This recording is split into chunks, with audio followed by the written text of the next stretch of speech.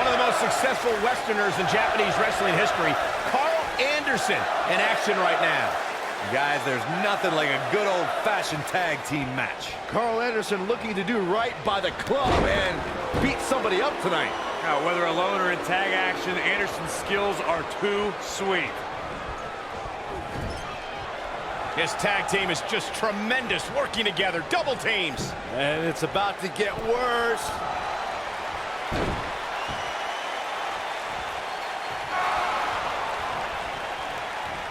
Oh, he's got him here, he's got him up. And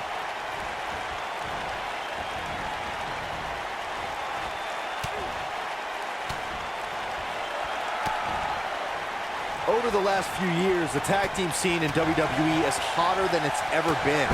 One of the teams that has shined brighter than any other is the New Day.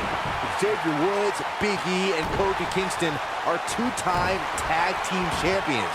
But it was their second reign that put the New Day name in WWE history books forever. The tag team competition right now is as heated as it's ever been since the Attitude Era. Everywhere you look, there's another tremendous tag team combination looking to make a run at the WWE Tag Team Gold. When we talk about the New Day, the team won a fatal four-way match in their second tag team title reign at 2015's SummerSlam. I may think the power of positivity stinks like a bag of rotting garbage, and that Woods, Kingston, and Big E are idiots, but I'll give the New Day this. They're one of the greatest tag teams ever. And what put them in that category was when their tag team championship reign lasted a record-setting 483 days. oh, right to the skull.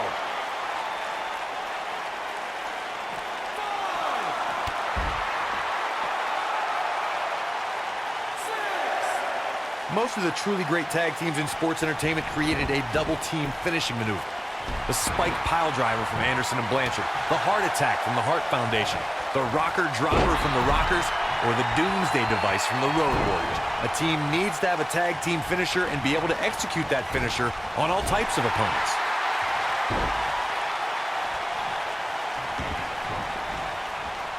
Stop in the leg. Just nasty. Corey, a few moments ago, you mentioned some of the great tag team finishing moves in sports entertainment history. Don't forget about the 3D from the Dudley Boys, or the double drop kick from the 2017 WWE Hall of Famers, the Rock and Roll Express. In tag team action, like in singles competition, once a duo nails their opponent with their finisher, that should signal the beginning of the end. It can take a long time for a tag team to decide on a double team finisher, but I agree. A team needs one, and it should be something that can be administered to any opponent. That's when a finishing move is truly effective. Well, since we're talking about tag teams, remember you and your partner have until the referee's 5 count to execute the move. An opponent cannot allow Carl Anderson to control the tempo of the match. If you let that happen, Carl Anderson will systematically pick you apart until there's nothing left.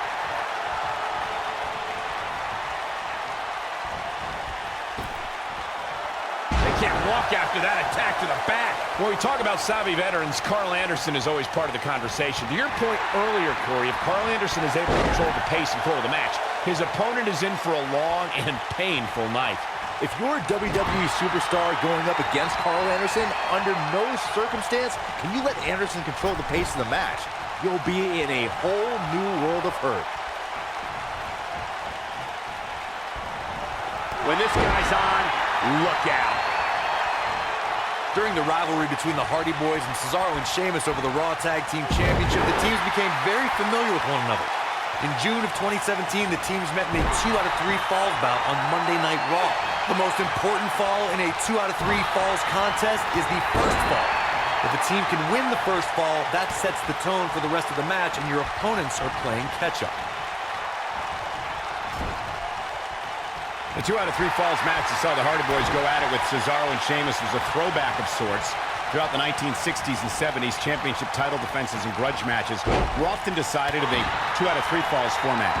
Cesaro and Sheamus didn't waste any time and scored the decisive first fall after a brogue kick rocked Jeff Hardy. Cesaro and Sheamus wanted to continue their domination of Team Extreme, but the Hardys had other ideas as Matt tied things up at 1 fall apiece after a twist of fate on the Swiss Cyborg. After a swanton bomb by Jeff Hardy, the match broke down, and the 3rd fall was ruled a double countout. Oh boy, he is rolling. Drew McIntyre beginning to look a little weak out there. He doesn't want to absorb much more punishment if he wants to win here. Incredible agility.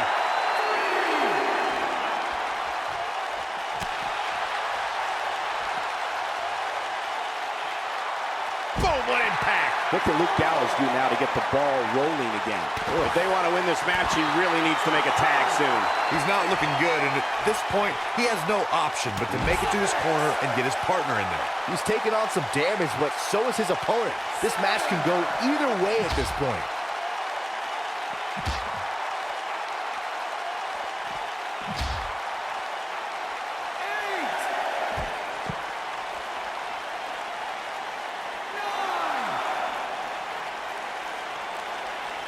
And he's heading back in.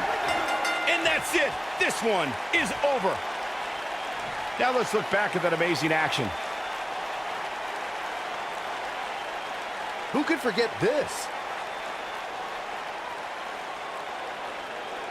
Check him out here. Man, this was great. And last but not least, there was this.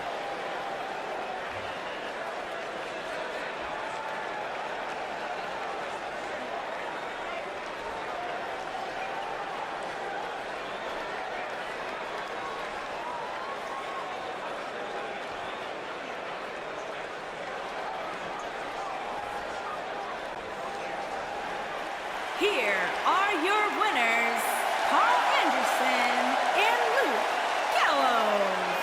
And Luke Gallows helps lead the team to victory. I got a feeling they're going to be talking about this win for a while.